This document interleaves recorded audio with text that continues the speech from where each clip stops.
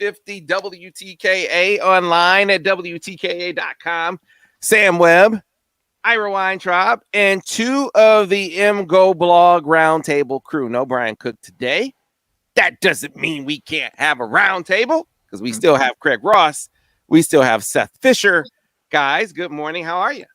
Hi, how are you doing? You know, I see all these shows, they're all roundtables. Maybe we need to be something else, like an oblong table or the MGoBlog log table, because no one could actually pronounce that. I don't know. And you know what Brian is doing? Brian is working on his beam routine.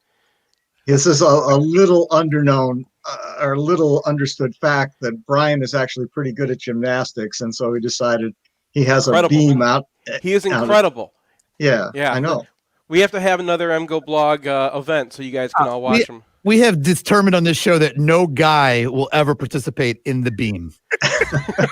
Yeah, Mike Spass said, he said, man, they're walking up and down the beam. And when he said it, I mean, they obviously do a lot more than walking up and down the beam. He mentioned that they flip. But for us, just walking on the beam, falls off would be a feat. So an amazing, amazing accomplishment for the Michigan women's gymnastics program. As I've said many times before, the seventh team to ever do it. Coach, Bev, the seventh coach to ever win it now in 40 seasons of women's gym. It's akin to what Hutch accomplished on the softball side of things in 2005, winning the first championship east of the Mississippi. And Seth, you said something interesting in the break that I think is worthy of discussion here. Because Bev said, I hope the Big Ten Network, puts us on more. You can see him on Big Ten Network Plus. I don't get the point of Big Ten Network Plus. I mean, there are a couple of softball games on Big Ten Network Plus, right? This week. Why? Mm-hmm. Why? What? I mean, how much money could they be making off Big Ten Network Plus? Why not just grow the viewership of those sports by putting them on? If you have to, do it on btn.com, just put it on that way and grow the viewership. We're media producers, and I can see exactly what they're doing. The idea is we don't want to put any effort towards this thing. There's a captive audience because these sports have people who are diehards, right? I'm a diehard Michigan hockey fan. Wherever you put Michigan hockey, I'll pay the $15, $20, whatever I got to do to watch it. Whatever quality it is, I'm there. There's no way to get rid of me. And that's what they've done. They know that they have a captive audience. They can put no money towards this thing, and that's what they can get. And it's like, okay, if we want to put absolutely zero effort into something and have some trickle of money, that makes sense. But they are leaving a lot on the table, and it's awful for the athletic department because these sports can't grow anywhere. You can't, if you're not a huge, huge hockey fan or a huge, huge softball fan or women's basketball, you cannot. You're not going to get into this. It's not going to be worth it financially. You can't watch. They bring the on away games. They bring in the radio guys from the other station, right? So if you're watching Michigan State, Michigan State game, you're listening to Michigan State radio guys hating on Michigan while the players are on the ice. It's just it's terrible. Hey, so I've never done Big Ten Network Plus. Is it an a la carte thing where yes, if you do Big Ten Network Plus for hockey, it's only hockey. You don't get it for all the other sports. I think I'd have to look, but I have it. But I just have it for Michigan games. I know I think I got hockey this year, and I think I got softball and baseball, and it's fairly expensive. But if I want to watch, say, Ohio State, Illinois, and softball, no, I'd have to pay some separate fee. So all I get is Michigan stuff in some designated sports, and I think it's about $15 a month, which is absurd for the production that goes into it, because the production value is what the 10-year-old kids next door could do. Well, that's why Grace likes it, because Grace basically could produce what she watches when she watches the women's basketball games on there. But that's the only reason why we have it. We have it for women's basketball for Grace, so that she can watch, when the girls are not playing at home. This year, obviously, for all the games. But so it's a la carte. That's the only reason why we even watch it. It's really good for that in the context of we see the games. But everything else you're talking about is spot on. The production quality and everything else, they could put a lot more into it. And I don't think it would cost a lot more to put some quality production into it, but they just don't seem to care as long as they can cash people's checks. Right. I think they figure they probably don't have huge revenues, but they have no costs. And I mean, are very limited costs. So it's just essentially free money, as far as I can tell. I mean, I was watching a game, I think it was a softball game earlier this year in the spring. And I think the camera guy or whatever that passed off as a camera guy was drunk because the camera was going all over the place. It was basically unwatchable. I was getting seasick watching the game. There was no announcer. They had no score posted. They had one camera view, except it was like swinging all over the place. And they're charging me for this. I mean, it's so bad. And as I think Bev just pointed out, they had 808,000 watching the NCAAs on gymnastics. It was, I don't know. I don't know anything about gymnastics. Brian Cook does, but I don't know anything about gymnastics. But I like watching it because it's an unusual sport in that not only are these participants, these athletes, incredibly strong, but they're unbelievably flexible. And so the training involved has to be just remarkable to have that level of both flexibility and strength. It's spectacular. And at the end of this meet, for people who don't know, it looked like Oklahoma was going to win. They were on the exercise, the floor exercise, which by my understanding is easier to score higher.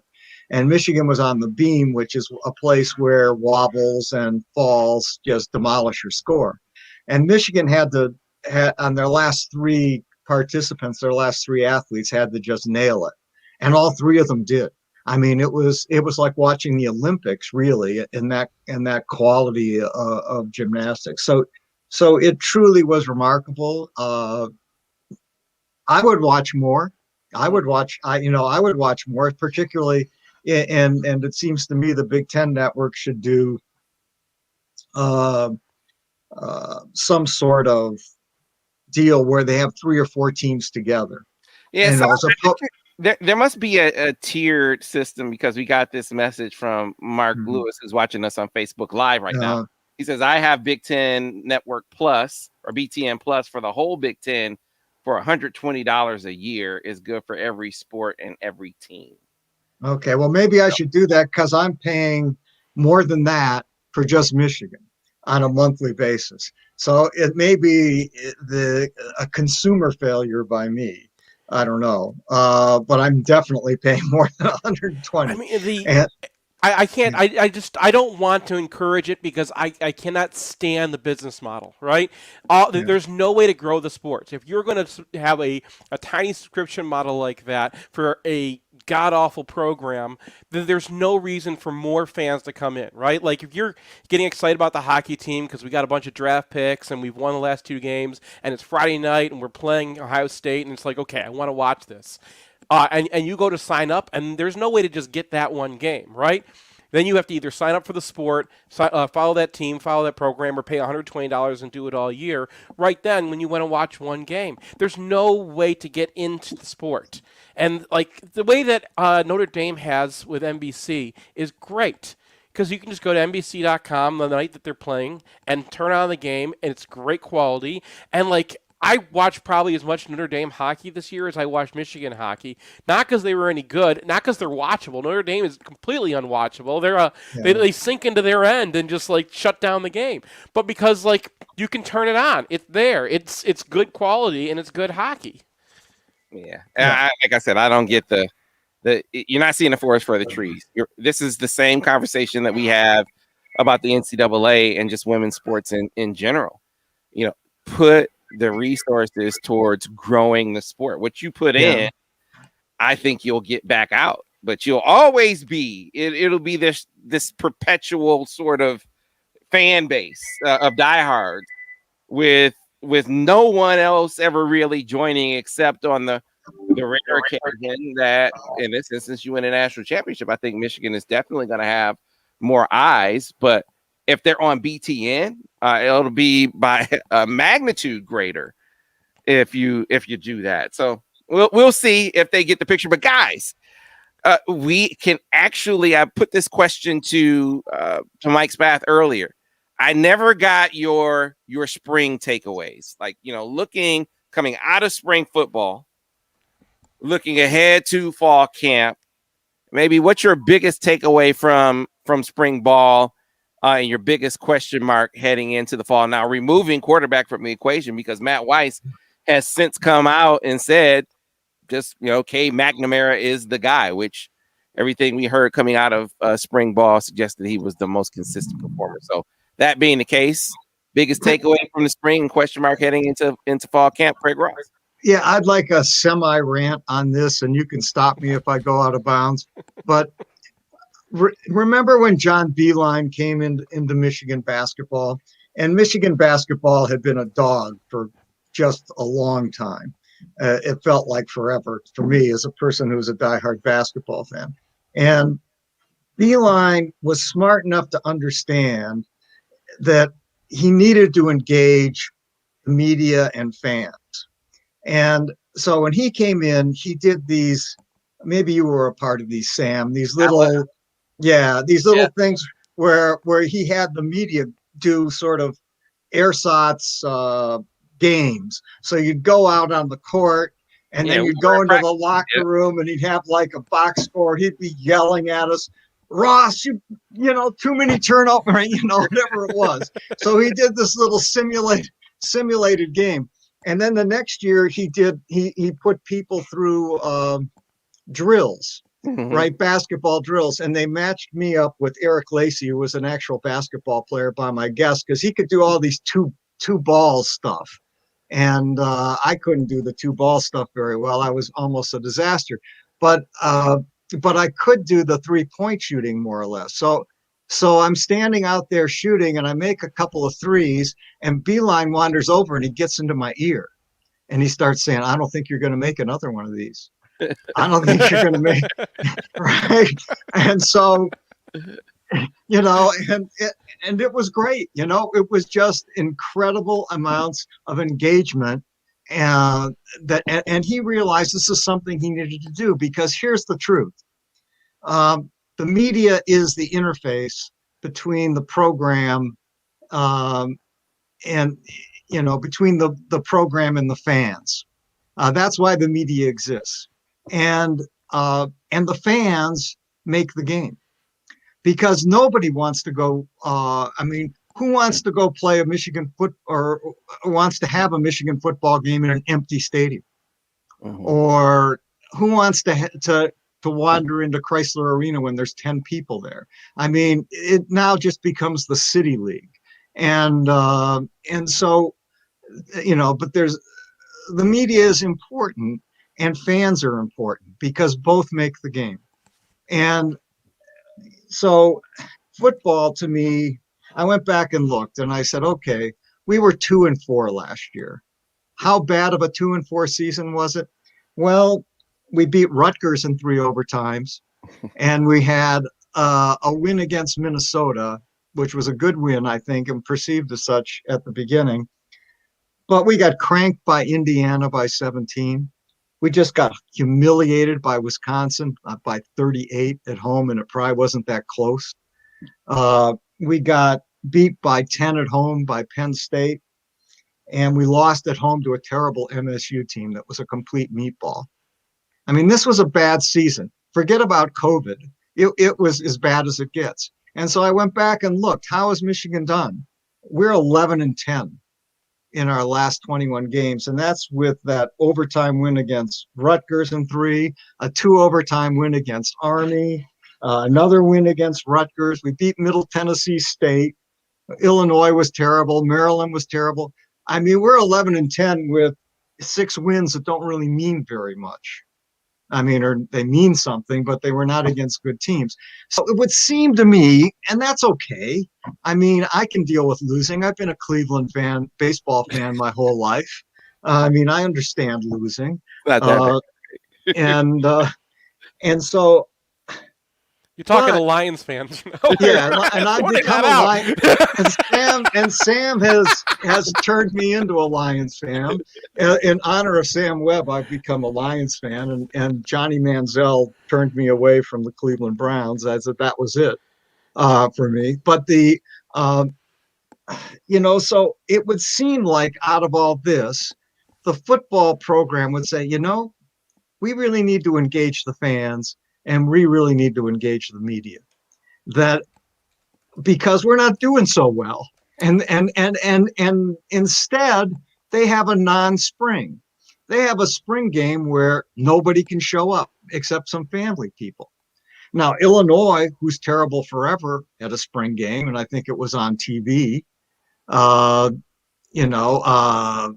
State, our supposed rival, did it. Michigan State, I think, is going to have a spring game that's going to be televised. Is Michigan's spring game televised? No. In fact, what Michigan should have been doing was not only should they have at least been televising it, and not only should Sam Webb and whoever else, Brian Cook be at the spring game, they should be footnoting it. They should have a couple of coaches saying, here's what we're trying to do on that play. And here's why it worked or didn't work.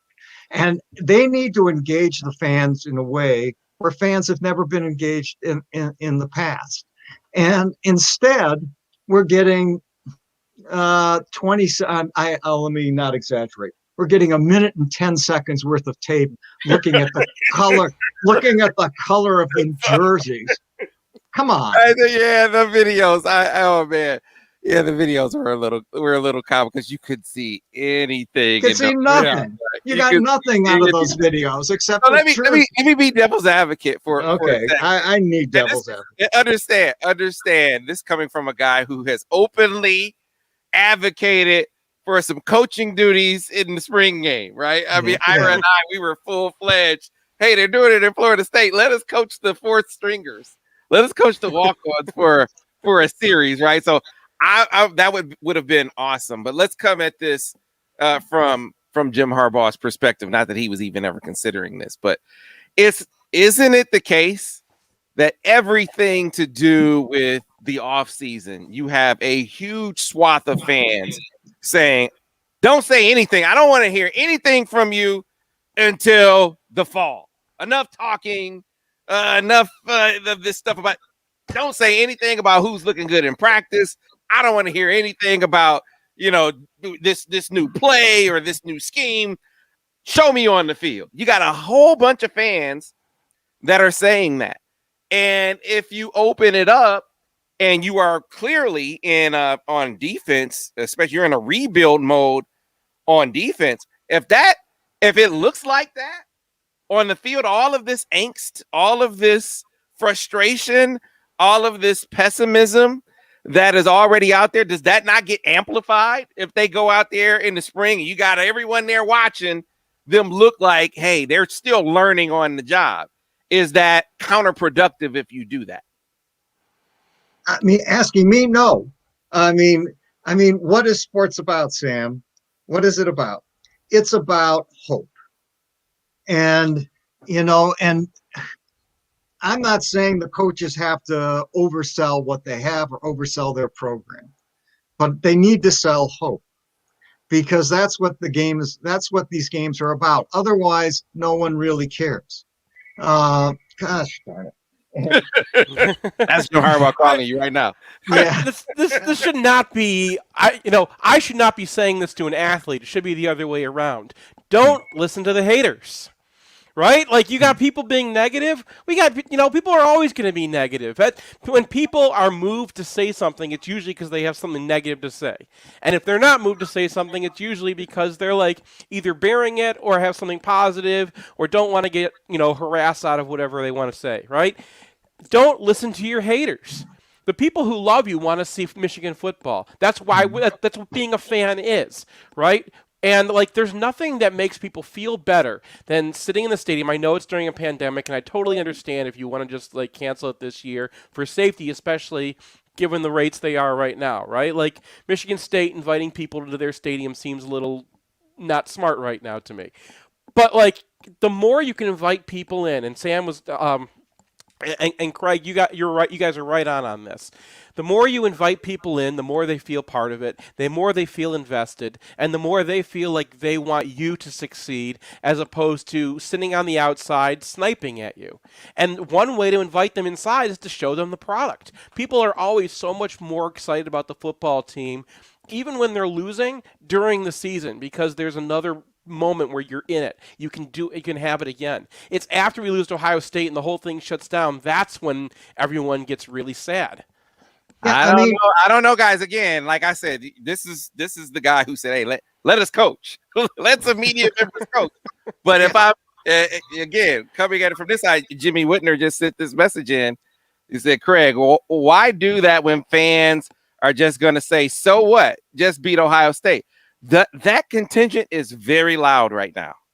I agree. I agree. It's loud, but let me give an example. I guess Brian Cook and I a number of years ago went to a coaching clinic out in Westland or someplace. We're trying to. I mean, Seth is I think, as a fan, is a football expert, no doubt. I mean, Seth knows more about the X's and O's of football than almost anybody probably covering the game. And Brian knows it too, knows a lot too. But so I went out and I should know more. I'm always saying I should know more. And Lloyd, to his credit, heard me say this and said, "Okay, we'll try and help you learn. I'll let you, as I mentioned, I think at least once on the show, I had the opportunity to sit in a quarterback session with Chad Henne and Scott Leffler. Now, I was promised the secrecy. I couldn't tell anybody about it, but eventually when Lloyd retired, he let me write about it, and I wrote about it in my second book, and I think it's one of my most fun chapters in that book is talking about, well, what's it really like in one of these meetings? Mm-hmm. And so, but I went out and I watched this coaching clinic with Brian, and he went into Madison's, and it was Michigan coaches, quite a few of them. And he went into Madison's sections, but I always like talking to the offensive line coaches. The offensive line coaches to me are always the most interesting. What they do is the most interesting. And just from my way of thinking. And so I sat through 2 sessions of Darryl Funk going through. I love Darryl Funk. I mean, I love how he teaches. I loved how he talks to people. I love how he would talk to me, even though I was a complete bonehead, and I would go ask him questions, and he would, and it was heartbreaking for me when Funk lost his job, because I was bought in. I was bought into him and what they were doing. And the same for Brady Hoke. It killed me because Brady Hoke was a genuine guy who was willing. I'm in a coaching clinic with my brother John and I. We're at Chrysler, and we're sitting at a table waiting for lunch, and we're getting as far away from the coaches as we can because we're not really supposed to be there. and listen, we gotta take a break. Okay, yeah, we gotta take a break. I'll say as we do, you're gonna have some being devil's advocate one more time. Fans say, look, it's not about who you like. Cricket, man, look, I love Brady to this day. That's my guy. You talk about heartbreaking. I remember sitting with him. Man, it was a few days before the hammer came down. He said, well, "What do you think they're going to do?" I said, "Man, I think they're going to fire you." He was like, "No, I don't." He said, "I don't think so. I think this guy talking about Dave Brandon. He sort of gets it. It's like, no, man, no." And what did they do? They went ahead and fired him. My point is, he was one of the most likable guys ever. Agreed. Right? I mean, I don't know anyone who ever got to know Brady who didn't like him. Right? I just but at the end of the day, you don't get paid based on how much they like you. I'm sure that's what Jim would say. I don't give a bleep. They don't give a. At the end of the day, they can like me a ton. They can love me. If I don't win games, you know what they're gonna say? Give us another coach. That's what the most That's what the majority of fans are going to say. So, Craig, I'm with you. I would love to cover it more. I love to coach, but if you're looking at it from their perspective, I could see how they would look at it and say, more exposure, more eyes, when we are clearly working to install, to build. I mean, and it's going to look like that. It's going to look like that on defense, especially at times. Is that going to lead to people saying, wow, I'm excited about that? I know there are a lot of fans, a lot of media members that would use that as an opportunity to hurl more shots than they're already hurling. But chew on that for a moment. We got to get to a break. Right. Let you respond. And that was my devil's advocate moment. I still want to coach. And if anyone over there is listening, I'm sure Seth wants to as well. Just to say. No. I don't want to coach. You got it. I've been asked before. If they said, Seth Fisher, we're going to let you call a series at the end of the game. All right, yeah, I would do that. Yeah. Third stringers and walk-ons in the spring. You wouldn't do it? Oh, no. I do that, but like coaching is hard, man. I know lots of coaches. Being coach is really hard. I'm not talking about a real game. Okay. I'm talking about this. Oh, you want to call plays? You want to? Yeah. I'm playing. I'd love to call plays. That's why I have a video game for it. All right, we need to get to a break. We'll pick this discussion up on the other side here on the Michigan Insider MGoBlog Roundtable, Sports Talk 1050 WTKA, The Ticket. Clear on radio. All right. Man, I was about to launch into my whole thing about coaching is not calling plays. Fans think coaching is calling plays. That's like the tiniest tip of the iceberg, right? But of what it is to coach. But you see, that's part of I would call this the ingrained provenance of football. That coaches want to make sure that fans are as ignorant as possible. No, I'm serious. And not just Michigan. I mean, Lloyd was different. Lloyd was very different because if you showed some interest in the actual game and what was going on, he would try and make sure you got it if you were serious about it. But for most coaches, it's a benefit for them. I think they perceive it as a benefit for fans to be as ignorant as possible, because then it's harder to question what's going on. And I don't know that it's purposeful. I think it is just too labor intensive to educate the fans to the point where they could really seriously assess what you're doing. And that, to your point, it may be beneficial for them to not be knowledgeable, but I think it's a time thing. I mean, most fans, the football knowledge is so far away from any medium level. Man, it's too bad that they don't have a fan base that would support a nerdy blog that gets into all these details. Well, I mean, if they had a fan base who actually cared about football so much that they would like make a site with like 1 million readers who are like really into this stuff all the time, and you could just like feed them information. Well, Stephen, imagine if you could get around it. You don't have to do any work. I'll give you. You guys get credit. I'll give you an example. Because my guy is, I think you guys know, Al Borges is my dude. Al Borges let MGoBlog in, and you went deep with him on some plays and so on and so forth. And Al Borges is one of the most criticized. Man, I still get people saying, you're doing analysis with Al Borges?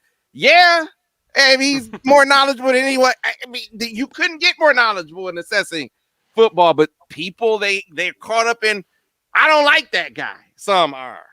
Anyway, so it did nothing. The increased knowledge of what he was doing and why did nothing to increase the appeal. That increased knowledge did nothing to do that's not true at all. That's not true at all. We gave him credit for game plans against Ohio State, game plans. I know you did. No. I'm not saying. I know. But, I mean, letting us in, he let Heiko in, right? And I remember after we got back in the car after the 2012 game, okay, and he put Denard under center, and like that, you have to. Anyone can admit that was a play calling disaster. right? Like Michigan lost that game in a lot of ways, but one of them was just the offensive coordinating was terrible. And Ace had just, blown up in the you can go back and look at what he actually said, but I think it was very short and very curt and saying it was like this is the worst game I've ever seen coached or something, and that was it. That was his recap. And we get in the car and Heiko has just got this look on his face like, you just destroyed me. Like, it mattered to him. Like Al Borges mattered a lot to him. I mean, well, Al can take. Look, I don't think it was a play to be liked as much as it was a play to increase understanding. My point is that increase in understanding did nothing to increase the appreciation or appeal of Al Borges. It did nothing. I mean, it did inform you guys more. It informed your coverage more. But how did it benefit him? Because I think he lasted an extra year if he hadn't done that. If he hadn't done that, I got to stand by for radio. Coming back on radio in about 10 seconds. We would not have been looking as hard for positives, and I think that he would have been forced out after that Penn State game. Back in 5, 4, 3. And we are back, folks, here on the Michigan Insider Sports Talk 1050 WTKA, online at WTKA.com. For those of you that reside in Washtenaw County and you're looking for a great dining option, but without necessarily dining in, a great takeout dining option, we have the ultimate option for you. It's called the Kitchen Door by Polo Fields. It is the new offering from our friends over at the Polo Fields. The Kitchen Door brings you the great cuisine that they provide for their patrons at the golf course. It provides it for you in takeout fashion. Now, I've long been, or for as long as we've been talking about it, which is a few months now, an advocate of the slow smoke tender baby back ribs, my favorite. You can get them 7 days a week. They're open 11 a.m. until 9 p.m. Call ahead 734-998-1555. You pull right up, call them, let them know you're there. They'll bring those ribs right out. You mentioned Michigan, you get 40% off. Anything you order, as a matter of fact, as long as you mention Michigan. You can also place your order by going to their website, thekitchendoorannarbor.com. Again, thekitchendoorannarbor.com. Place your order that way. Quick, fast, and in a hurry. Convenience. This outstanding food. I just got to tout really quickly. In addition to the ribs, I now have a new co-favorite, Ira. Their prime rib sandwich is outstanding. So if you're on the west side of Ann Arbor, especially, a no-brainer to hit up the Kitchen Door by Polo Fields. But anywhere in Washtenaw County, it is worth the drive. 7 days a week. They're opening 11 a.m. until 9 p.m. You can place your order by calling 734-998-1555. Mention Michigan, get 40% off everything excluding alcohol. Or you can go to their website, thekitchendoorannarbor.com. Again, thekitchendoorannarbor.com. So, guys, we carried the discussion into the break about the benefit. Because first of all, Craig, I am with you in spirit. My perspective on this is from that of the media, from that of the fans saying, let's get some more access. Let's get on the sideline at least during the spring, and I would put some work into it. Even if you just give us a play sheet with 4 plays, do you know how much time and effort I would put into situational play calling for the walk-ons in that regard? I am right there with you. I think it would be outstanding. But if I'm looking at it from the coaching perspective, and I gave the Al Borges example, I want to give you, Seth, and you, Craig, the opportunity to respond on air to what I mentioned in the break. Al Borges let MGoBlog in, let Heiko in, really got deep into talking about plays and philosophy, and really informed your coverage of Michigan. Your coverage of the offense under Al Borges was really detailed, more detailed than what anyone else was doing. I don't think that did anything to increase the appeal for Al Borges in a tangible way. So while it was great for fans and great for MGoBlog, was that great for Al Borges? I think it was. I would argue, because I remember our coverage, and I remember writing about Al Borges at the time, and like how we were looking for things after he did that interview, and we put that in Hail the Victors, and it was like a big thing for us, right? And I was really excited to get it. And after we did that interview, we were always looking for ways to highlight things that Borges was good at. I wrote articles about how his offense is supposed to work and what they were thinking about doing. We would highlight. We started putting all the coach pressers on the site, and like highlighting which questions that Heiko asked, and kind of had this back and forth. And I think that I don't know how much we can affect things, but it probably put off MGoBlog turning on Al Borges and saying, "Well, you got to get rid of this guy," for at least a year. Like he gave him at least a season where we were biased for him just because he'd given us that access, and that's not something we're supposed to do. We're supposed to try to provide the best information that we can. I just know that like we're not gold, right? This is what people do. People have biases, and that gave us a bias that probably changed our coverage of him. Now ultimately, he coached the 2012 Ohio State game. There's nothing you can do with a guy after that, right? Like that, nothing could have saved him after that. And he lasted another year. I guess I disagree that was responsible for giving him another year. I think maybe it increased the appreciation with some of the fan base, but I think if you look at it from his perspective, I've never asked him this question. And that's my guy. I admit. And I tell people now we are going to take, the segments with Borges, the film breakdowns that we got into last year, to another level. But that's despite some of the replies that we still get where people, man, Borges is terrible. Who is this guy? And he knows 1,000 times more football than anyone offering that critique. Like, even if he put Denard under center, he put Denard Robinson under center. Yes, he did. But who else listening to Al Borges even had the opportunity to do that? They weren't even in position to do that. A guy who's been an OC at UCLA and where was he been? He's UCLA, he's Oregon, he's Michigan, he's Auburn. I mean, this guy is a seasoned vet calling plays. So I don't care how many mistakes he may have made in his final act here at Michigan. He has forgotten 1,000 times more football than anyone critiquing him. 27 for 27. Do you remember these things? Like my point. There's no doubt Al Borges is not a caliber of offensive coordinator that should be coaching at Michigan. I don't think there's any doubt. Is he much better coach than I am? Yes, absolutely. But there's a caliber between the difference between Al Borges and me is huge. The difference between Al Borges and what you need to be the offensive coordinator at a place like Michigan is also huge. But we are. But I guess that to me is kind of not the point that I'm getting at. What I'm saying is, by letting you in, did he gain? Because this is what the argument from Craig is. They will benefit from allowing fans to see how the sausage is made. Yeah. Even when it's at its grimiest point, which is where they are right now. When you talk about, hey, they brought in an entirely new defense, and they're piecing together philosophies from a couple of guys, and they're trying to fit the talent that's on the roster to this new scheme, or tailor the scheme to the talent that's on the roster.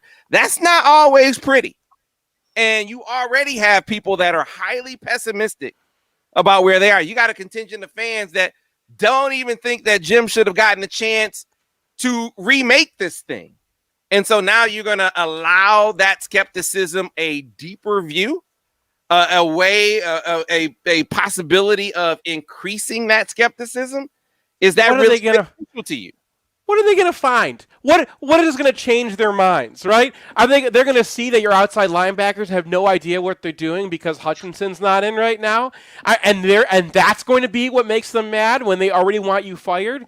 There's nothing to lose. All you can gain, it's incremental. I don't want to pretend like we could get Al Borges fired, okay? It's just small things. But I do know that when I write a neck Sharpies about like what this play was and what the people who come and read it, and there are lots of them, just want to know. They just want to know what the thought process is. If it seems like there's an intelligence behind it, and this makes sense, and this is like a long-term project, some people who are open to it might buy in. The people who are just going to be criticizing are just going to be criticizing. See, but here's the other thing that I find with coaches is that it's, they feel like, even whether it's any sort of analysis that doesn't come from a place of having done it before, it's not that it isn't constructive, it's not that it doesn't have some knowledge, but they always are like, man, this is just so ill-informed. Now, could you open the door more and inform the analysis? Sure, you could, but for it to really be beneficial, I think you'd be doing that on a weekly basis. Because I mean, I had this experience even when whether it was Al or after who was right after Al is Jed, any of these guys that it wasn't Jed, it was Nussmeier. Yeah, after Brady, after those guys, it was a peach. Yeah, and so when Jim came, you talk to the OCs and they look at some of this analysis and they're like, man, what? I mean, we get that routinely, and it's one of the things that made me say, and this is just my personal thing, that I always want a coach to kind of inform. So for instance, I'll always hit Vance Bedford up and like, Vance, what do you think of this defensively? Because I can just so many experiences with coaches being like, what the hell is this? This is so wrong. This is so, and it could be like everything that's said there makes sense. And the coach is like, this is just absolute gobbledygook, so to speak. So my point is that coaches, even when there is analysis out there that seems more informed to the fan base, they feel like, man, this is not helpful to me. This is not helpful to me because in order to inform it, we're going to have to be doing this all the time, number one. And then number two, does it really help me? Now, I'm coming at it from the opposite side. I'm saying, I'm with you, Craig. I just look, man, at the end of the day, fans are going to be fans. And I'm just in it to, as much as you can, try to increase and enhance the fan experience, but that's out of concern for them more so than it is me. Like, if I did that, I'm not thinking about this is going to help me. I'm thinking about, hey, this is cool for the fans. It's part of enhancing their experience, but I don't know that I would be thinking I'd be getting anything out of it if I'm a coach, and that's just based on talking to a bunch of coaches. Well, I just think, my point of view is just, hey, there's nothing to be lost by having coaches try and have a more educated, or try and help and have a more educated fan base.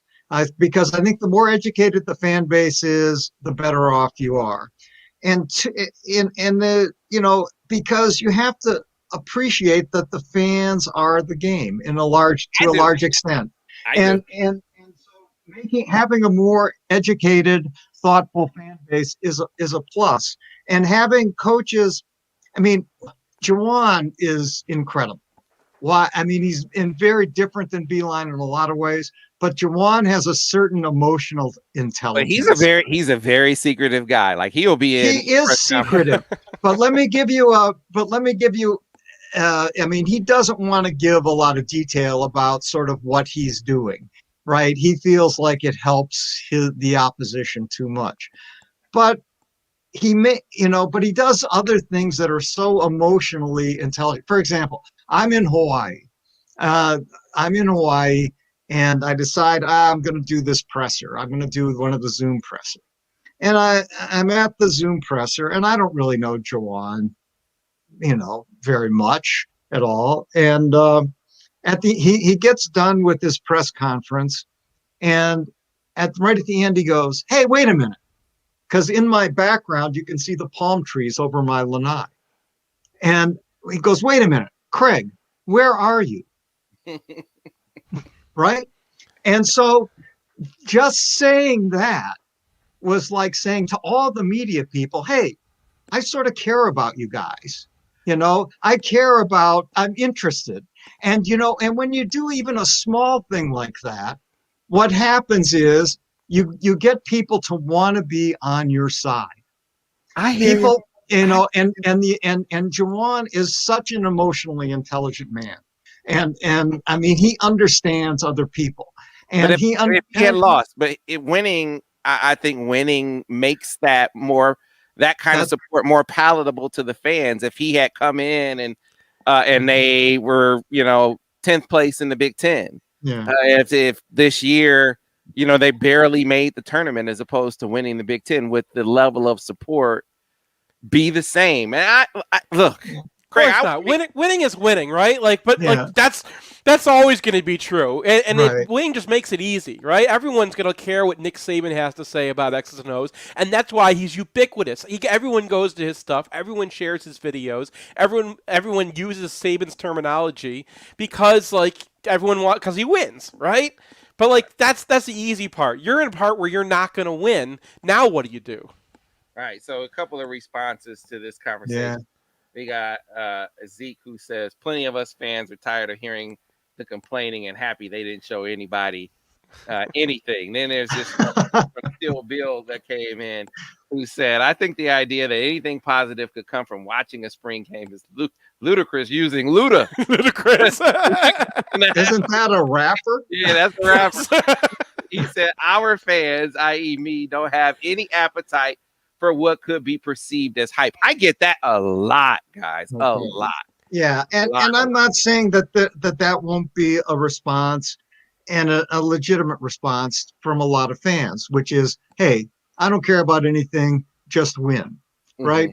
But I'm not that fan, and I have a hunch other people are like me, because I talk to a lot of people who come and ask me this sort of stuff, like, what are they trying to do? How come we didn't get to see a spring game? How come they're not, how come we're not getting the sort of information that helps us understand what's going on in this program?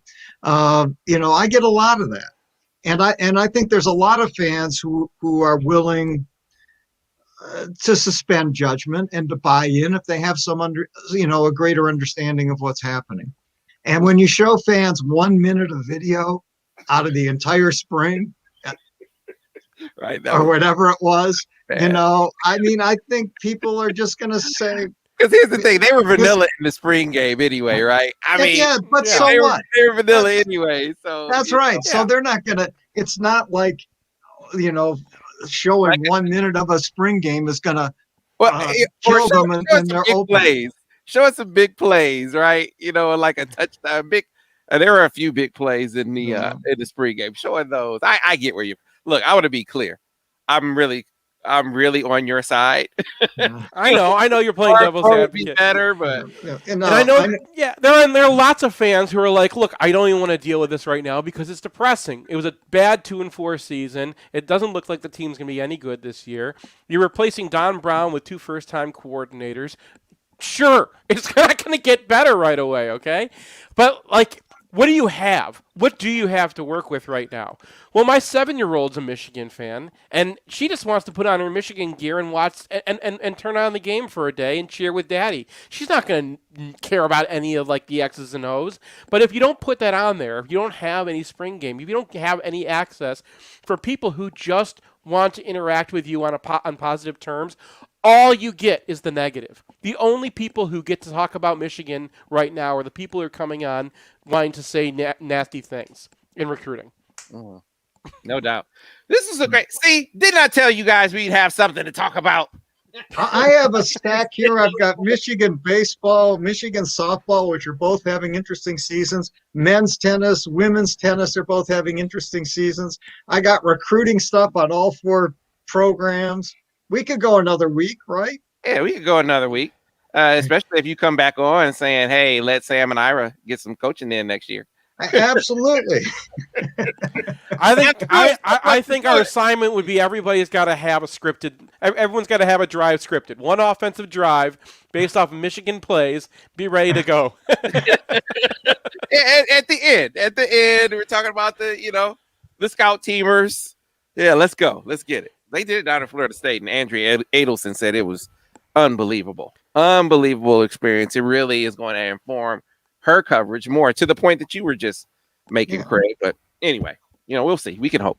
That'll do it for today's show. We just agreed to another week of the roundtable, so you'll be able to tune into that next week. I am signing off until next week, as I am going to get shot number 2. Shot number 2. So hopefully I don't experience I don't have the Seth Fisher experience or the Ira Weintraub experience. Both of you guys are Moderna guys, right? No, I'm Pfizer. Damn it. Good luck, Sam. Ibuprofen. I was Moderna, and my second shot was a day and a half. That was not great, but do it. You got to do it. This is a socially responsible thing to do, not just for yourself, but for everybody else. Damn right, Craig. Now that's the clip from the show that we need to put at the headline, Mr. Weintraub. Everyone get your shot, damn it. Be a mensch. Be a mensch. Don't be a stooge. That, folks, and we will sign off with that. Thanks again for listening to the Michigan Insider on Sports Talk 1050 WTK, The Ticket, the official voice of University of Michigan Sports, Ann Arbor, a Cumulus State.